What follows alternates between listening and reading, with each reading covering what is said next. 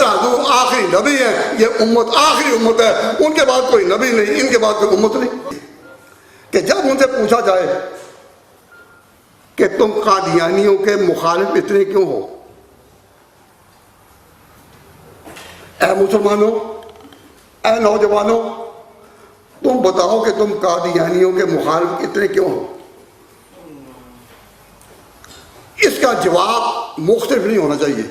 میں نے خود مختلف محفلوں میں، جلسوں میں، کانفرنسوں میں مسلمانوں سے سنا، لیکن اس کا جواب ہر ایک دیتا ہے اپنا اپنا، تو وہ قوم ہی کیا ہے کہ جس کا جواب ایک نہ ہو۔ میں عرض کرنا چاہتا ہوں کہ اس کا ایک جواب، اے نوجوان، ختم نبوت اور تحفظ ختم نبوت کی مجلس میں آنے والے اور عشق رسالے جتلانے والے، تو بتا کہ تو قادیانیوں کے یا کسی بھی نئے دعویٰ نبوت کے خلاف کیوں ہے؟ سوال سمجھ آ گیا؟ تو چھوٹا سا جواب ہے، 2 دفعہ کہو، 3 دفعہ کہو تو آپ کو یاد بھی ہو جائے گا، لیکن اپنا لو کہ جواب وہی دینا ہے کہ تم قادیانیوں کو اپنا دشمن کیوں سمجھتے ہو؟ تم جو تحفظ ختم نبوت کے نام سے ہوتے ہو تو تم ان کے خلاف اتنا کیوں ہو؟ سوال ذہن میں آ گیا؟ جواب اس کا یہ ہے، ہم قادیانیوں کو اس لیے اپنا سب سے دشمن سمجھتے ہیں کہ ان سے امت ٹوٹتی ہے، بس امت ٹوٹتی ہے۔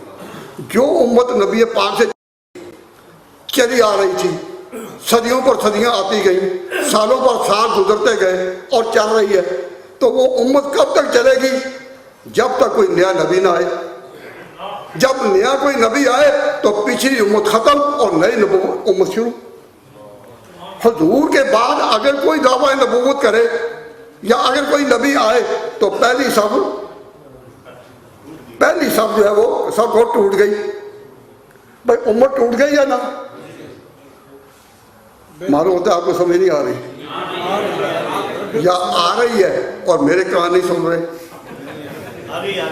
متوجہ آپ کی طرف میرے عرض کرنے کا مطلب یہ کہ جو حضور سے امت چلی آ رہی تھی وہ کب تک چلے گی؟ کب تک؟ جواب یہ، جب تک کوئی نیا نبی نہ آئے، اور اگر کوئی نبی آ جائے تو امت ٹوٹ گئی۔ ہمارے سامنے مرزا غلام محمد نے دعویٰ کیا کہ میں پیغمبر ہوں اور ایک اپنی نئی جماعت بلائی، تو اس کی ذات سب سے زیادہ کس پر آئی؟ ہماری قومی زندگی پر کہ امت ٹوٹ گئی، امت ٹوٹ گئی۔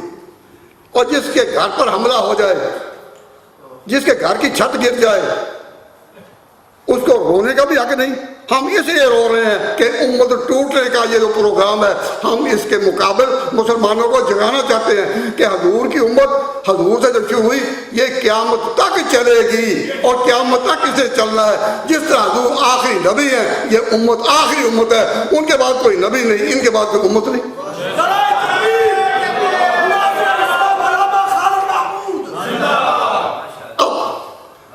یہ ذہن میں اگر جواب آ گیا تو ایک ہی جواب کہ ہم قادیانیوں کے مخالف کیوں ہیں یا ان کو اپنا دشمن کیوں سمجھتے ہیں؟ کیا جواب ہے؟